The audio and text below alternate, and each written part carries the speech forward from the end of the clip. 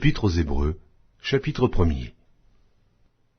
Après avoir autrefois, à plusieurs reprises et de plusieurs manières, parlé à nos pères par les prophètes, Dieu, dans ces derniers temps, nous a parlé par le Fils qu'il a établi héritier de toutes choses, par lequel il a aussi créé le monde, et qui, étant le reflet de sa gloire et l'empreinte de sa personne, et soutenant toutes choses par sa parole puissante, a fait la purification des péchés, et s'est assise à la droite de la majesté divine dans les lieux très hauts. Devenu d'autant supérieur aux anges qu'il a hérité d'un nom plus excellent que le leur. Car auquel des anges Dieu a-t-il jamais dit : Tu es mon fils, je t'ai engendré aujourd'hui et encore, je serai pour lui un père, et il sera pour moi un fils. Et lorsqu'il introduit de nouveau dans le monde le premier-né, il dit que tous les anges de Dieu l'adorent. De plus, il dit des anges, celui qui fait de ses anges des vents et de ses serviteurs une flamme de feu. Mais il a dit au Fils, ton trône, ô Dieu, est éternel. Le spectre de ton règne est un spectre d'équité. Tu as aimé la justice, et tu as haï l'iniquité. C'est pourquoi, ô Dieu, ton Dieu t'a oint d'une huile de joie au-dessus de tes égaux.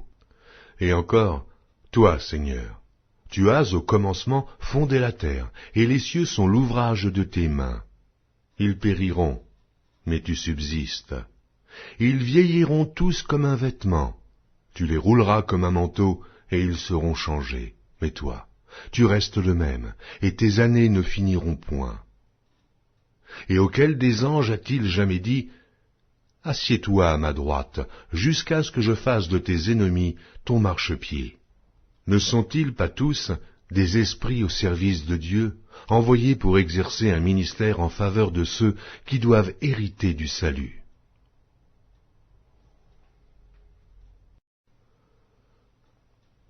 Épître aux Hébreux, chapitre 2. C'est pourquoi nous devons d'autant plus nous attacher aux choses que nous avons entendues, de peur que nous ne soyons emportés loin d'elles.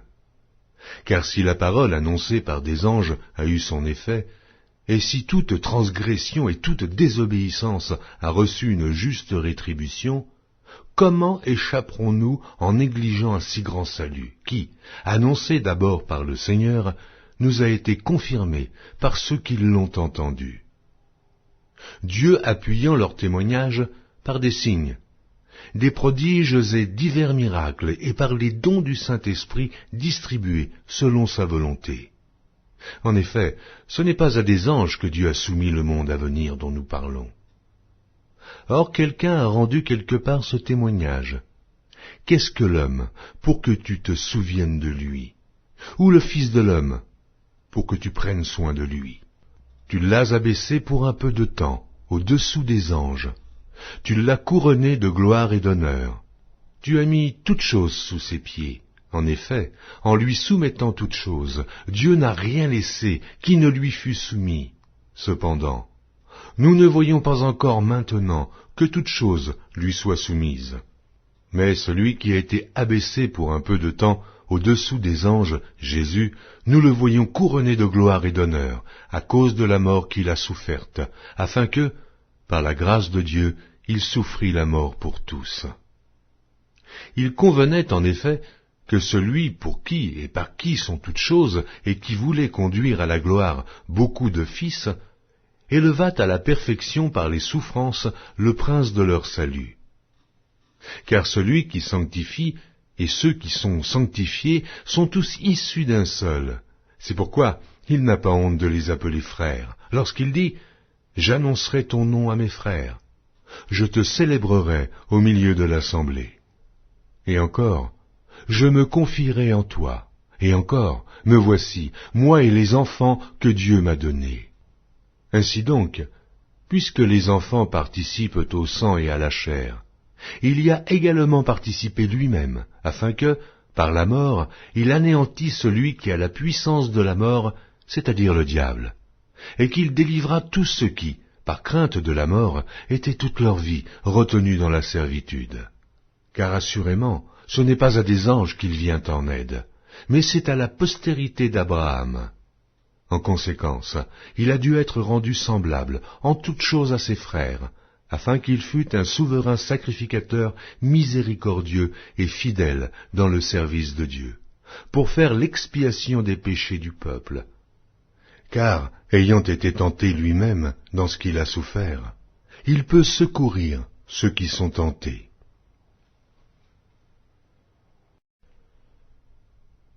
Épître aux Hébreux, chapitre 3. C'est pourquoi, frères saints, qui avaient part à la vocation céleste, considérez l'apôtre et le souverain sacrificateur de la foi que nous professons, Jésus, qui a été fidèle à celui qui l'a établi, comme le fut Moïse dans toute sa maison, car il a été jugé digne d'une gloire d'autant supérieure à celle de Moïse, que celui qui a construit une maison a plus d'honneur que la maison même. Chaque maison est construite par quelqu'un, mais celui qui a construit toute chose, c'est Dieu. Pour Moïse, il a été fidèle dans toute la maison de Dieu comme serviteur, pour rendre témoignage de ce qui devait être annoncé. Mais Christ l'est comme fils sur sa maison, et sa maison, c'est nous, pourvu que nous retenions jusqu'à la fin la ferme confiance et l'espérance dont nous nous glorifions. C'est pourquoi, selon ce que dit le Saint-Esprit, aujourd'hui, si vous entendez sa voix, n'endurcissez pas vos cœurs comme lors de la révolte, le jour de la tentation dans le désert, où vos pères me tentèrent pour m'éprouver, et ils virent mes œuvres pendant 40 ans. Aussi je fus irrité contre cette génération, et je dis, ils ont toujours un cœur qui s'égare, ils n'ont pas connu mes voies. Je jurai donc dans ma colère, ils n'entreront pas dans mon repos. Prenez garde, frères, que quelqu'un de vous n'ait un cœur mauvais et incrédule, au point de se détourner du Dieu vivant. Mais exhortez-vous les uns les autres chaque jour, aussi longtemps qu'on peut dire, aujourd'hui, afin qu'aucun de vous ne s'endurcisse par la séduction du péché. Car nous sommes devenus participants de Christ, pourvu que nous retenions fermement, jusqu'à la fin, l'assurance que nous avions au commencement. Pendant qu'il est dit, aujourd'hui, si vous entendez sa voix, n'endurcissez pas vos cœurs, comme lors de la révolte. Qui furent en effet ceux qui se révoltèrent après l'avoir entendu, sinon tous ceux qui étaient sortis d'Égypte sous la conduite de Moïse. Et contre qui Dieu fut-il irrité pendant 40 ans, sinon contre ceux qui péchaient et dont les cadavres tombèrent dans le désert? Et à qui jura-t-il qu'il n'entrerait pas dans son repos, sinon à ceux qui avaient désobéi? Aussi voyons-nous qu'ils ne purent y entrer à cause de leur incrédulité.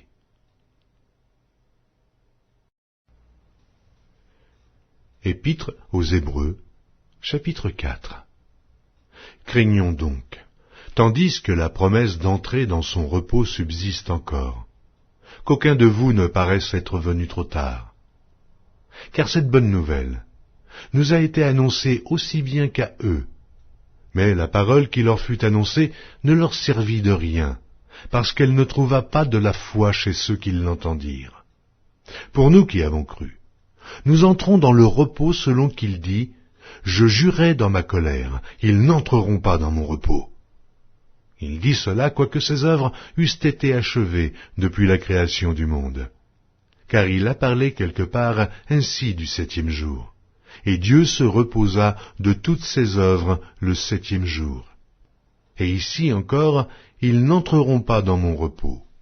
Or, puisqu'il est encore réservé à quelques-uns d'y entrer, et que ceux à qui d'abord la promesse a été faite n'y sont pas entrés à cause de leur désobéissance, Dieu fixe de nouveau un jour aujourd'hui, en disant dans David, « Si longtemps après, comme il est dit plus haut, aujourd'hui, si vous entendez sa voix, n'endurcissez pas vos cœurs. Car si Josué leur eût donné le repos, il ne parlerait pas après cela d'un autre jour. Il y a donc un repos de Shabbat réservé au peuple de Dieu. Car celui qui entre dans le repos de Dieu se repose de ses œuvres, comme Dieu s'est reposé des siennes. Efforçons-nous donc d'entrer dans ce repos, afin que personne ne tombe en donnant le même exemple de désobéissance. Car la parole de Dieu est vivante et efficace, plus tranchante qu'une épée quelconque à deux tranchants, pénétrante jusqu'à partager âme et esprit, jointures et moelles. Elle juge les sentiments et les pensées du cœur. Nulle créature n'est cachée devant lui, mais tout est à nu et à découvert aux yeux de celui à qui nous devons rendre compte. Ainsi, puisque nous avons un grand souverain sacrificateur qui a traversé les cieux, Jésus, le Fils de Dieu, demeurons fermes dans la foi que nous professons. Car nous n'avons pas un souverain sacrificateur qui ne puisse compatir à nos faiblesses. Au contraire, il a été tenté comme nous, en toutes choses, sans commettre de péché. Approchons-nous donc avec assurance du trône de la grâce, afin d'obtenir miséricorde et de trouver grâce pour être secourus dans nos besoins.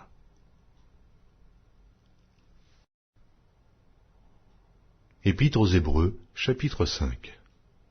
En effet, tout souverain sacrificateur, pris du milieu des hommes, est établi pour les hommes, dans le service de Dieu, afin de présenter des offrandes et des sacrifices pour les péchés. Il peut être indulgent pour les ignorants et les égarés, puisque la faiblesse est aussi son partage. Et c'est à cause de cette faiblesse qu'il doit offrir des sacrifices pour ses propres péchés, comme pour ceux du peuple. Nul ne s'attribue cette dignité s'il n'est appelé de Dieu, comme le fut Aaron. Et Christ ne s'est pas non plus attribué la gloire de devenir souverain sacrificateur, mais il la tient de celui qui lui a dit « Tu es mon fils, je t'ai engendré aujourd'hui ».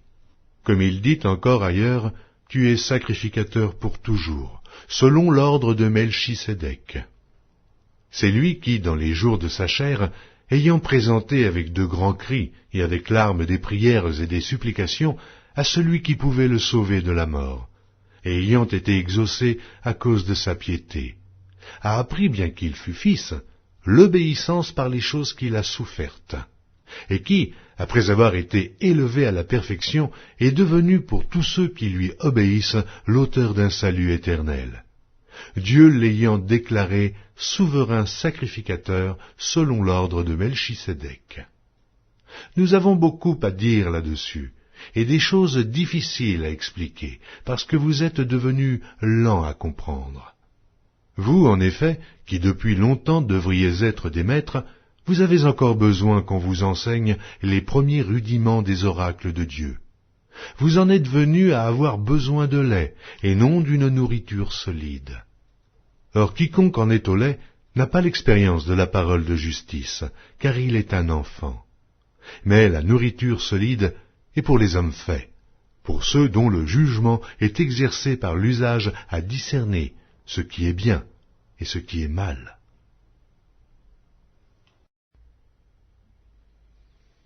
Épître aux Hébreux, chapitre 6.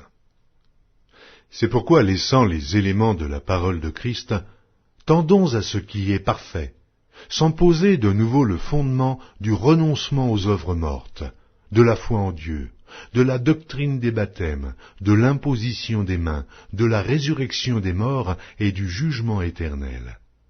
C'est ce que nous ferons, si Dieu le permet, car il est impossible que ceux qui ont été une fois éclairés et qui ont goûté le don céleste, qui ont eu part au Saint-Esprit, qui ont goûté la bonne parole de Dieu et les puissances du siècle à venir, et qui sont tombés, soient encore renouvelés et amenés à la repentance, puisqu'ils crucifient pour leur part le Fils de Dieu et l'exposent à l'ignominie. Lorsqu'une terre est abreuvée par la pluie qui tombe souvent sur elle, et qu'elle produit une herbe utile à ceux pour qui elle est cultivée, elle participe à la bénédiction de Dieu. Mais si elle produit des épines et des chardons, elle est réprouvée et près d'être maudite, et on finit par y mettre le feu. Quoique nous parlions ainsi, bien-aimés, nous attendons, pour ce qui vous concerne, des choses meilleures et favorables au salut. Car Dieu n'est pas injuste pour oublier votre travail et l'amour que vous avez montré pour son nom, ayant rendu et rendant encore des services aux saints. Nous désirons que chacun de vous montre le même zèle pour conserver jusqu'à la fin une pleine espérance, en sorte que vous ne vous relâchiez point, et que vous imitiez ceux qui, par la foi et la persévérance, héritent des promesses. Lorsque Dieu fit la promesse à Abraham, ne pouvant jurer par un plus grand que lui, il jura par lui-même et dit « Certainement je te bénirai, et je multiplierai ta postérité. » Et c'est ainsi qu'Abraham, ayant persévéré, obtint l'effet de la promesse. Or les hommes jurent par celui qui est plus grand qu'eux, et le serment est une garantie qui met fin à tous leurs différends. C'est pourquoi Dieu, voulant montrer avec plus d'évidence aux héritiers de la promesse l'immutabilité de sa résolution, intervint par un serment, afin que, par deux choses immuables, dans lesquelles il est impossible que Dieu mente, nous trouvions un puissant encouragement, nous dont le seul refuge a été de saisir l'espérance qui nous était proposée. Cette espérance, nous la possédons, comme une ancre de l'âme, sûre et solide. Elle pénètre au-delà du voile, là où Jésus est entré, pour nous, comme précurseur, ayant été fait souverain sacrificateur pour toujours, selon l'ordre de Melchisédek.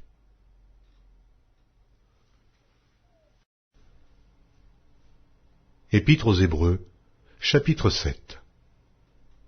En effet, ce Melchisédek, roi de Salem, sacrificateur du Dieu Très-Haut, qui alla au-devant d'Abraham lorsqu'il revenait de la défaite des rois, qui le bénit, et à qui Abraham donna la dîme de tout, qui est d'abord roi de justice d'après la signification de son nom, ensuite roi de Salem, c'est-à-dire roi de paix, qui est sans père, sans mère, sans généalogie, qui n'a ni commencement de jour, ni fin de vie, mais qui est rendu semblable au Fils de Dieu, ce Melchisédek, demeure sacrificateur à perpétuité.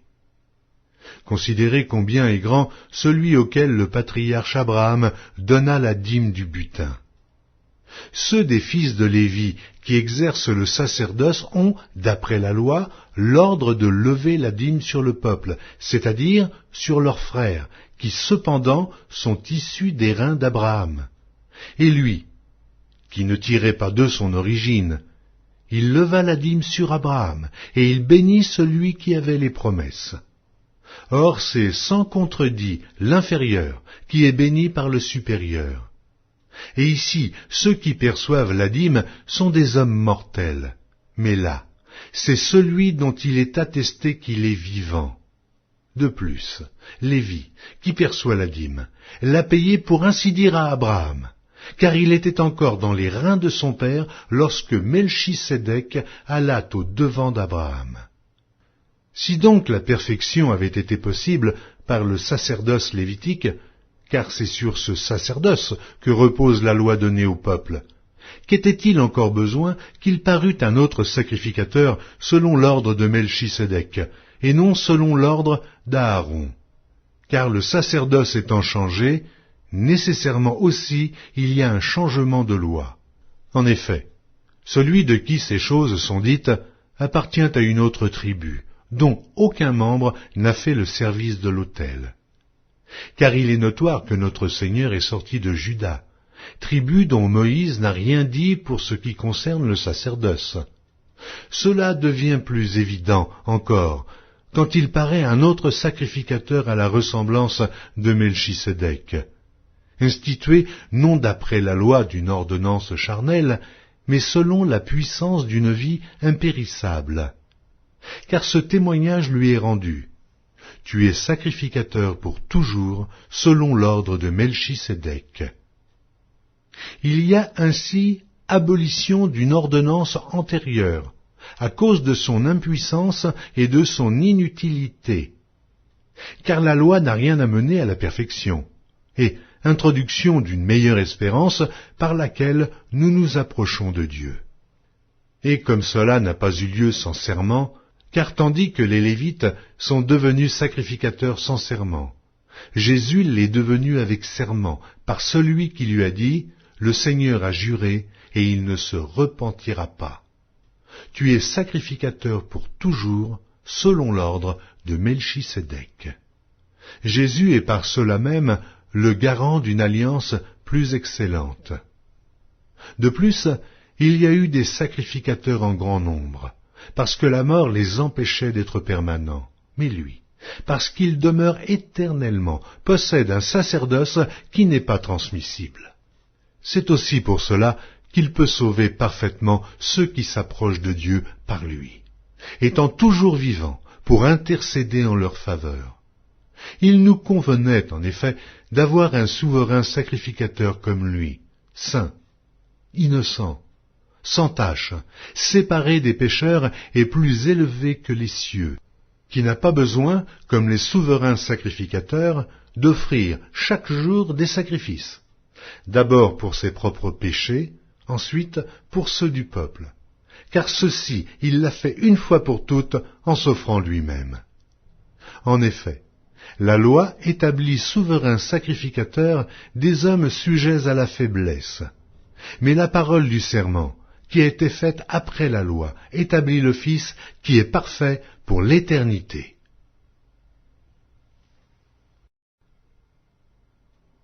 Épître aux Hébreux, chapitre 8.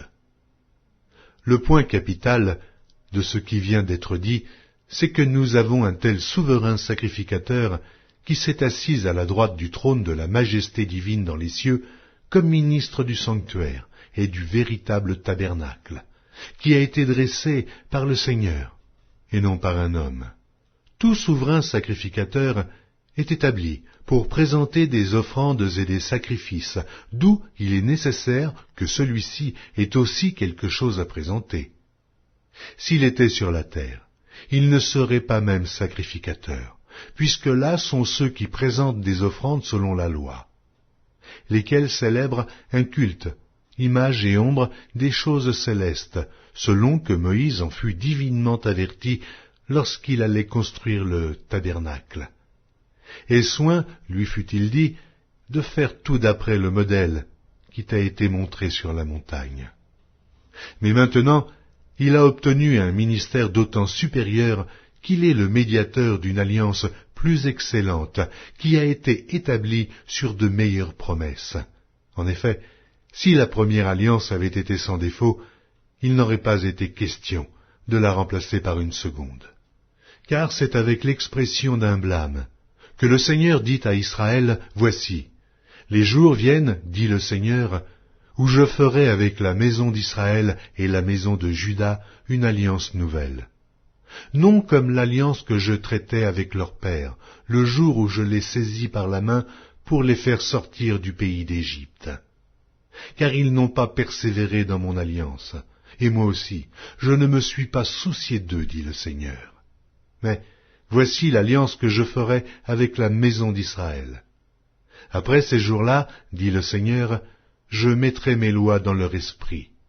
Je les écrirai dans leur cœur, et je serai leur Dieu, et ils seront mon peuple. Aucun n'enseignera plus son concitoyen, ni aucun son frère, en disant « Connais le Seigneur », car tous me connaîtront, depuis le plus petit jusqu'au plus grand d'entre eux, parce que je pardonnerai leurs iniquités, et que je ne me souviendrai plus de leurs péchés.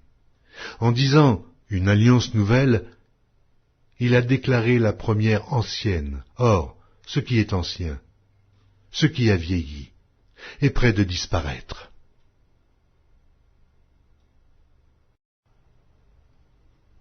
Épître aux Hébreux, chapitre 9. La première alliance avait aussi des ordonnances relatives au culte et le sanctuaire terrestre. Un tabernacle fut en effet construit. Dans la partie antérieure, appelée le lieu saint, étaient le chandelier, la table et les pains de proposition. Derrière le second voile se trouvait la partie du tabernacle appelée le Saint des Saints, renfermant l'autel d'or pour les parfums et l'arche de l'Alliance entièrement recouverte d'or. Il y avait dans l'arche un vase d'or contenant la manne, la verge d'Aaron qui avait fleuri, et les tables de l'Alliance. Au-dessus de l'arche étaient les chérubins de la gloire, couvrant de leur ombre le propitiatoire. Ce n'est pas le moment de parler en détail là-dessus. Or, ces choses étant ainsi disposées, les sacrificateurs qui font le service entrent en tout temps dans la première partie du tabernacle, et dans la seconde, le souverain sacrificateur seul entre une fois par an, non sans y porter du sang qu'il offre pour lui-même et pour les péchés du peuple. Le Saint-Esprit montrait par là que le chemin du lieu très saint n'était pas encore ouvert, tant que le premier tabernacle subsistait. C'est une figure pour le temps actuel, où l'on présente des offrandes et des sacrifices, qui ne peuvent rendre parfait, sous le rapport de la conscience, celui qui rend ce culte, et qui, avec les aliments, les boissons et les diverses ablutions, étaient des ordonnances charnelles, imposées seulement jusqu'à une époque de réformation. Mais Christ est venu comme souverain sacrificateur des biens à venir. Il a traversé le tabernacle plus grand et plus parfait, qui n'est pas construit de main d'homme, c'est-à-dire qui n'est pas de cette création. Et il est entré une fois pour toutes dans le lieu très saint, non avec le sang des boucs et des veaux, mais avec son propre sang, ayant obtenu une rédemption éternelle. Car si le sang des taureaux et des boucs et la cendre d'une vache répandue sur ceux qui sont souillés sanctifient et procurent la pureté de la chair, combien plus le sang de Christ qui, par un esprit éternel, s'est offert lui-même, sans tache à Dieu. Purifiera-t-il votre conscience des œuvres mortes, afin que vous serviez le Dieu vivant? Et c'est pour cela qu'il est le médiateur d'une nouvelle alliance, afin que, la mort étant intervenue pour le rachat des transgressions commises sous la première alliance, ceux qui ont été appelés reçoivent l'héritage éternel qui leur a été promis. Car là où il y a un testament, il est nécessaire que la mort du testateur soit constatée. Un testament, en effet, n'est valable qu'en cas de mort, puisqu'il n'a aucune force tant que le testateur vit. Voilà pourquoi c'est avec du sang que même la première alliance fut inaugurée. Moïse, après avoir prononcé devant tout le peuple tous les commandements de la loi, prit le sang des veaux et des boucs avec de l'eau, de la laine écarlate et de l'hysope, et il fit l'aspersion sur le livre lui-même et sur tout le peuple en disant « Ceci est le sang de l'alliance que Dieu a ordonné pour vous. » Il fit pareillement l'aspersion avec le sang sur le tabernacle et sur tous les ustensiles du culte. Et presque tout, d'après la loi, est purifié avec du sang, et sans effusion de sang, il n'y a pas de pardon. Il était donc nécessaire, puisque les images des choses qui sont dans les cieux devaient être purifiées de cette manière, que les choses célestes elles-mêmes le fussent par des sacrifices plus excellents que ceux-là. Car Christ n'est pas entré dans un sanctuaire fait de main d'homme, en imitation du véritable, mais il est entré dans le ciel même, afin de comparaître maintenant pour nous devant la face de Dieu. Et ce n'est pas pour s'offrir lui-même plusieurs fois qu'il y est entré, comme le souverain sacrificateur entre chaque année dans le sanctuaire avec du sang étranger. Autrement, il aurait fallu qu'il eût souffert plusieurs fois depuis la création du monde. Tandis que maintenant, à la fin des siècles, il apparut une seule fois pour abolir le péché par son sacrifice. Et comme il est réservé aux hommes de mourir une seule fois, après quoi vient le jugement, de même Christ, qui s'est offert une seule fois pour porter les péchés de plusieurs, apparaîtra sans péché une seconde fois à ceux qui l'attendent pour le salut. Épître aux Hébreux, chapitre 10. En effet, la loi qui possède du nombre des biens à venir, et non l'exacte représentation des choses, ne peut jamais, par les mêmes sacrifices qu'on offre perpétuellement chaque année, amener les assistants à la perfection.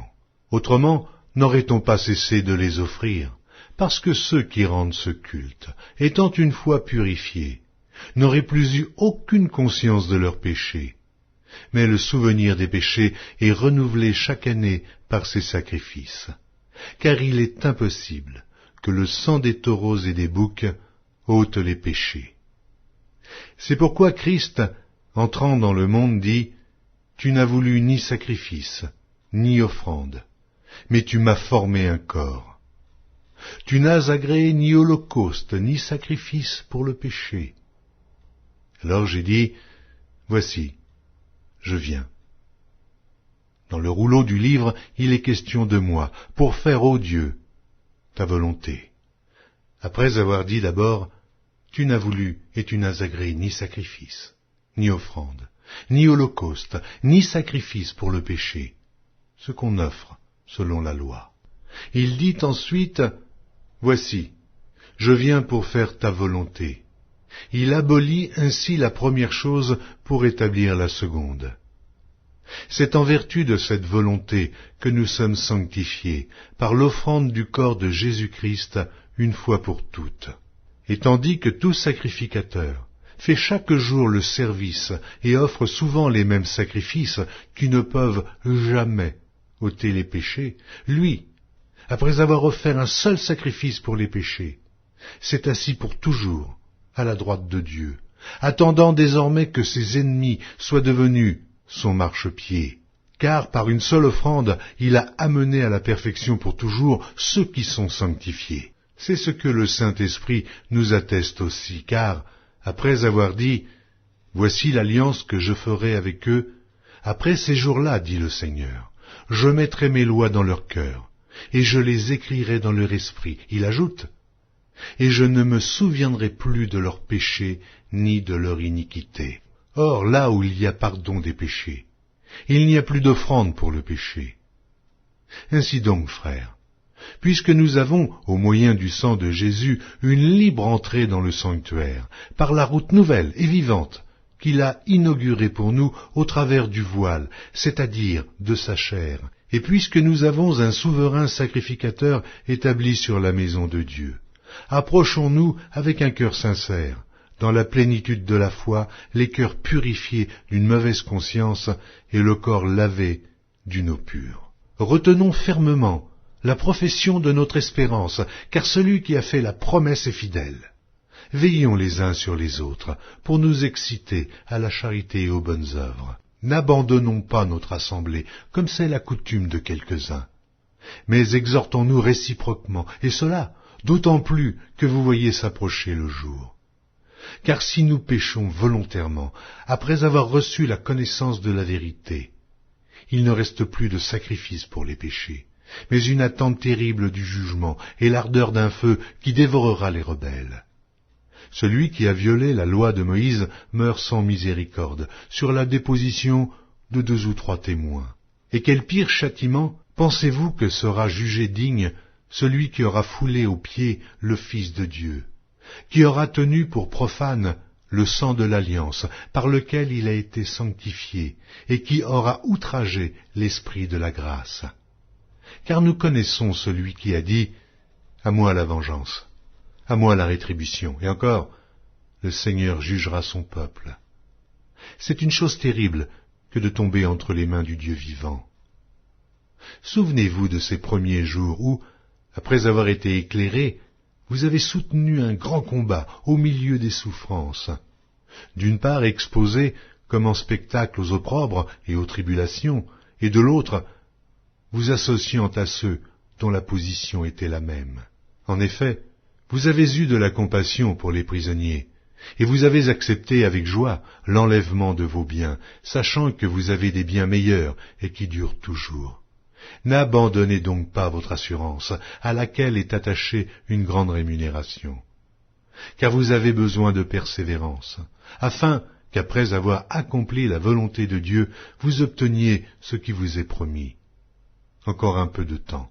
Celui qui doit venir viendra, et il ne tardera pas. Et mon juste vivra par la foi, mais, s'il se retire, mon âme ne prend pas plaisir en lui. Nous ne sommes pas de ceux qui se retirent pour se perdre, mais de ceux qui ont la foi pour sauver leur âme. Épître aux Hébreux, Chapitre 11. Or la foi est une ferme assurance des choses qu'on espère, une démonstration de celles qu'on ne voit pas. Pour l'avoir possédée, les anciens ont obtenu un témoignage favorable. C'est par la foi que nous reconnaissons que le monde a été formé par la parole de Dieu, en sorte que ce qu'on voit n'a pas été fait de choses visibles. C'est par la foi qu'Abel offrit à Dieu un sacrifice plus excellent que celui de Caïn. C'est par elle qu'il fut déclaré juste, Dieu approuvant ses offrandes. Et c'est par elle qu'il parle encore, quoique mort. C'est par la foi qu'Enoch fut enlevé, pour qu'il ne vît point la mort, et qu'il ne parut plus parce que Dieu l'avait enlevé. Car, avant son enlèvement, il avait reçu le témoignage qu'il était agréable à Dieu. Or, sans la foi, il est impossible de lui être agréable, car il faut que celui qui s'approche de Dieu croie que Dieu existe et qu'il est le rémunérateur de ceux qui le cherchent. C'est par la foi que Noé, divinement averti des choses qu'on ne voyait pas encore et saisi d'une crainte respectueuse, construisit une arche pour sauver sa famille. C'est par elle qu'il condamna le monde et devint héritier de la justice qui s'obtient par la foi. C'est par la foi qu'Abraham, lors de sa vocation, obéit et partit pour un lieu qu'il devait recevoir en héritage, et qu'il partit sans savoir où il allait.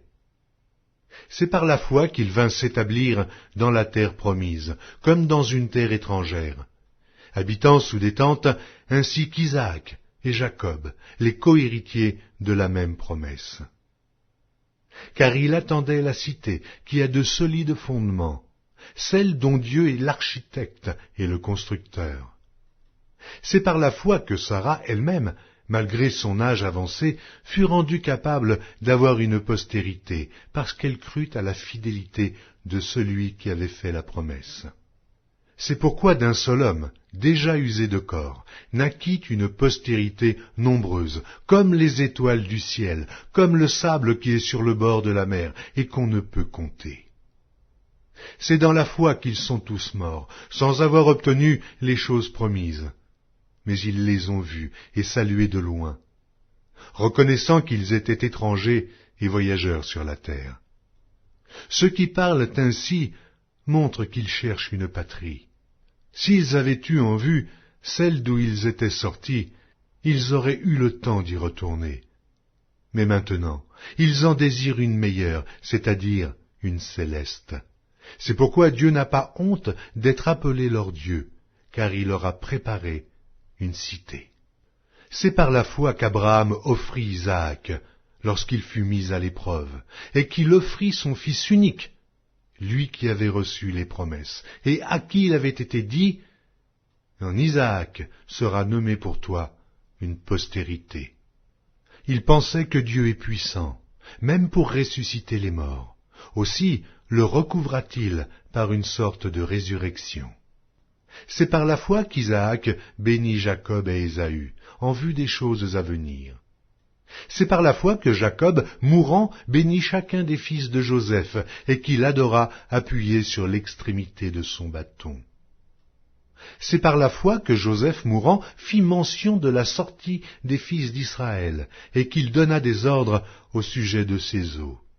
C'est par la foi que Moïse, à sa naissance, fut caché pendant 3 mois par ses parents, parce qu'ils virent que l'enfant était beau, et qu'ils ne craignirent pas l'ordre du roi. C'est par la foi que Moïse, devenu grand, refusa d'être appelé fils de la fille de Pharaon, aimant mieux être maltraité avec le peuple de Dieu que d'avoir pour un temps la jouissance du péché, regardant l'opprobre de Christ comme une richesse plus grande que les trésors de l'Égypte, car il avait les yeux fixés sur la rémunération. C'est par la foi qu'il quitta l'Égypte sans être effrayé de la colère du roi, car il se montra ferme, comme voyant celui qui est invisible. C'est par la foi qu'il fit la Pâque et l'aspersion du sang, afin que l'exterminateur ne touchât pas au premier-né des Israélites. C'est par la foi qu'ils traversèrent la mer Rouge comme un lieu sec, tandis que les Égyptiens qui en firent la tentative furent engloutis. C'est par la foi que les murailles de Jéricho tombèrent, après qu'on en eut fait le tour pendant 7 jours. C'est par la foi que Rahab la prostituée ne périt pas avec les rebelles, parce qu'elle avait reçu les espions avec bienveillance. Et que dirais-je encore? Car le temps me manquerait pour parler de Gédéon, de Barak, de Samson, de Jephthé, de David, de Samuel et des prophètes, qui, par la foi, vainquirent des royaumes, exercèrent la justice, obtinrent des promesses, fermèrent la gueule des lions, éteignirent la puissance du feu, échappèrent aux tranchants de l'épée, guérirent de leurs maladies, furent vaillants à la guerre et mirent en fuite des armées étrangères. Des femmes recouvrèrent leur mort par la résurrection. D'autres furent livrés au tourment et n'acceptèrent point de délivrance afin d'obtenir une meilleure résurrection. D'autres subirent les moqueries et le fouet, les chaînes et la prison. Ils furent lapidés, sciés, torturés. Ils moururent tués par l'épée, ils allèrent çà et là, vêtus de peaux de brebis et de peaux de chèvres, dénués de tout, persécutés, maltraités, eux dont le monde n'était pas digne, errant dans les déserts et les montagnes, dans les cavernes et les antres de la terre. Tout cela, à la foi desquels il a été rendu témoignage, n'ont pas obtenu ce qui leur était promis. Dieu ayant en vue quelque chose de meilleur pour nous, afin qu'ils ne parvinssent pas sans nous à la perfection. Épître aux Hébreux, chapitre 12. Nous donc aussi, puisque nous sommes environnés d'une si grande nuée de témoins, rejetons tout fardeau et le péché qui nous enveloppe si facilement, et courons avec persévérance dans la carrière qui nous est ouverte, ayant les regards sur Jésus, le chef et le consommateur de la foi, qui, en vue de la joie qui lui était réservée, a souffert la croix, méprisé l'ignominie et s'est assis à la droite du trône de Dieu. Considérez en effet celui qui a supporté contre sa personne une telle opposition de la part des pécheurs, afin que vous ne vous lassiez point l'âme découragée. Vous n'avez pas encore résisté jusqu'au sang en luttant contre le péché. Et vous avez oublié l'exhortation qui vous est adressée comme à des fils. Mon fils, ne méprise pas le châtiment du Seigneur, et ne perds pas courage lorsqu'il te reprend. Car le Seigneur châtie celui qu'il aime, et il frappe de la verge tous ceux qu'il reconnaît pour ses fils. Supportez le châtiment, car c'est comme des fils que Dieu vous traite. Car quel est le fils qu'un père ne châtie pas? Mais si vous êtes exempts du châtiment auquel tous ont part, vous êtes donc des enfants illégitimes, et non des fils. D'ailleurs, puisque nos pères, selon la chair, nous ont châtiés, et que nous les avons respectés, ne devons-nous pas, à bien plus forte raison, nous soumettre au Père des esprits pour avoir la vie? Nos pères nous châtiaient pour peu de jours, comme ils le trouvaient bon, mais Dieu nous châtie pour notre bien, afin que nous participions à sa sainteté. Il est vrai que tout châtiment semble d'abord un sujet de tristesse et non de joie, mais il produit plus tard, pour ceux qui ont été ainsi exercés, un fruit paisible de justice. Fortifiez donc vos mains languissantes et vos genoux affaiblis, et suivez avec vos pieds des voies droites, afin que ce qui est boiteux ne dévie pas, mais plutôt se raffermisse. Recherchez la paix avec tous et la sanctification, sans laquelle personne ne verra le Seigneur. Veillez à ce que nul ne se prive de la grâce de Dieu, à ce qu'aucune racine d'amertume poussant des rejetons ne produise du trouble, et que plusieurs n'en soient infectés, à ce qu'il n'y ait ni impudique, ni profane comme Ésaü, qui pour un mets vendit son droit d'aînesse. Vous savez que, plus tard, voulant obtenir la bénédiction, il fut rejeté, quoiqu'il la sollicitât avec larmes, car son repentir ne put avoir aucun effet.